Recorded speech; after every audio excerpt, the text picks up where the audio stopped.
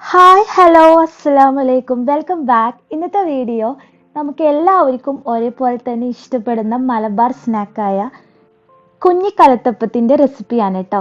അപ്പോൾ എല്ലാവരും വീഡിയോ മുഴുവനായിട്ട് കണ്ടു നോക്കുക.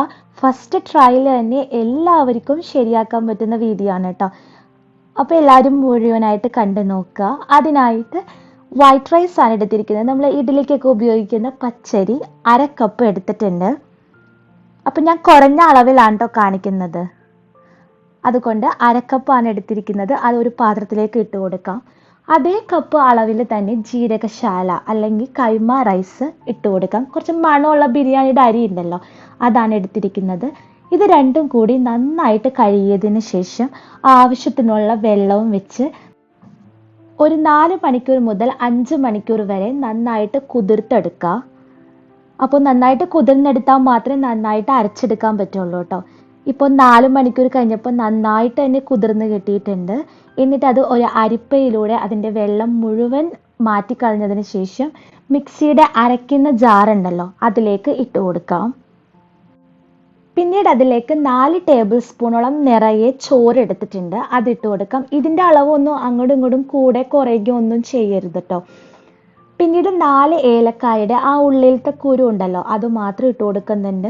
പിന്നീട് 1/2 കപ്പ് പഞ്ചസാരയുടെ പകുതി ഇട്ട് കൊടുക്കുന്നുണ്ട്. നിങ്ങൾക്ക് മധുരം നോക്കിയിട്ട് മുഴുവനും ചേർത്ത് കൊടുക്കാവുന്നതാണ്. പിന്നീട് ഒരു പിഞ്ച് ഉപ്പ് ചേർത്ത് കൊടുക്കാം. പിന്നീട് മെയിൻ കാര്യം എന്ന് വെച്ച് കഴിഞ്ഞാൽ നമ്മുടെ വെള്ളത്തിൻ്റെ അളവാണ്. അത് 1/4 കപ്പാണ് ഞാൻ എടുത്തിരിക്കുന്നത്. 1/4 കപ്പ് പകുതി ഒഴിച്ച് കൊടുക്കുന്നുണ്ട്. എന്നിട്ട് അരച്ച് നോക്കാം. അരയുന്നില്ലെങ്കിൽ കുറച്ചും കൂടി 1/4 കപ്പും കൂടി ഫുൾ ഒഴിച്ച് കൊടുത്തിട്ട് എനിക്ക് ആകെ ടോട്ടൽ ആവശ്യമായത് 1/4 കപ്പ് വെള്ളവും പിന്നീട് ഒരു 3 ടേബിൾ സ്പൂണ് എക്സ്ട്രാ വാട്ടറും ആഡ് ചെയ്തിട്ടുണ്ട്. എന്നിട്ട് നന്നായിട്ടൊന്ന് അരച്ചെടുത്തതിന് ശേഷം ഒരു അരിപ്പയിലൂടെ അരിച്ചെടുക്കാം കേട്ടോ.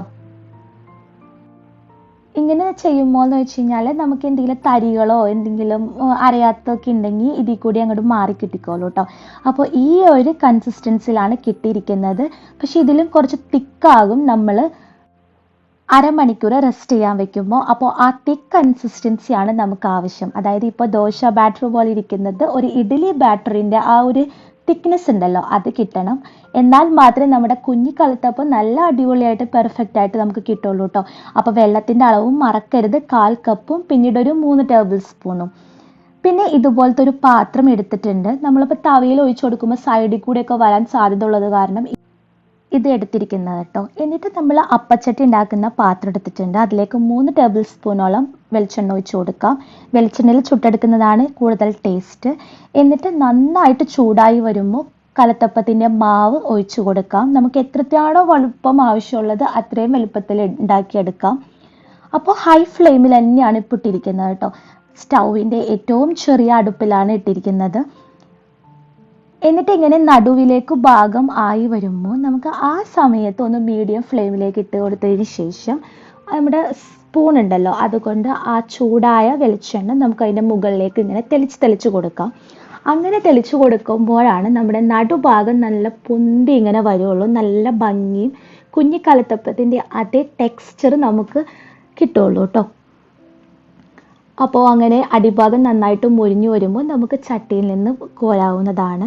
എന്നിട്ട് എണ്ണ നന്നായിട്ട് ഊറ്റിക്കളയാം. അതുപോലെ തന്നെ ബാക്കിയുള്ളതെല്ലാം നമുക്ക് ചുട്ടെടുക്കാം. അപ്പോൾ ആദ്യം ഒരു 2-3 സെക്കൻഡ് ഹൈ ഫ്ലെയിമിലും പിന്നീട് ഒരു മീഡിയം ഫ്ലെയിമിലും പിന്നെ വെളിച്ചെണ്ണ തെളിച്ചു കൊടുക്കുകയാണെങ്കിൽ നല്ല പെർഫെക്റ്റ് ആയിട്ട് തന്നെ ചെയ്തെടുക്കാവുന്നതേ ഉള്ളൂ കേട്ടോ. ഫസ്റ്റ് ട്രയൽ തന്നെ നിങ്ങൾക്ക് ചെയ്തെടുക്കാം. അപ്പോൾ നല്ല ലോ ഫ്ലെയിമിലേക്ക് ഒരിക്കലും തീയിടരുത്.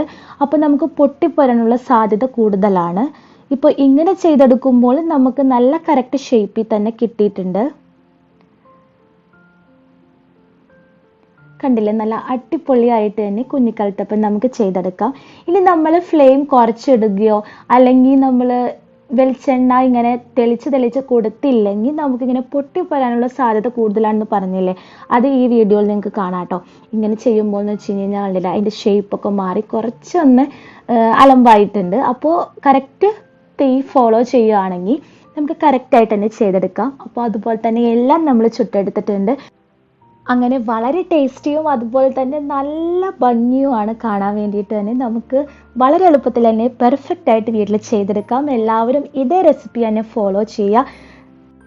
വെള്ളത്തിൻ്റെ അളവും പിന്നെ കറക്റ്റ് തീയുടെ ആ ഫ്ലെയിം ഉണ്ടല്ലോ അതും ഒന്ന് പ്രത്യേകം ശ്രദ്ധിച്ചു കഴിഞ്ഞ് കഴിഞ്ഞാൽ വളരെ എളുപ്പമായിട്ട് തന്നെ ചെയ്തെടുക്കാം. അപ്പോൾ ഇന്നത്തെ വീഡിയോ ഇത്രയേ ഉള്ളൂ. ഇൻഷാ അള്ളാ പുതിയ വീഡിയോ ആയിട്ട് കാണുന്നത് വരെ താങ്ക് യു.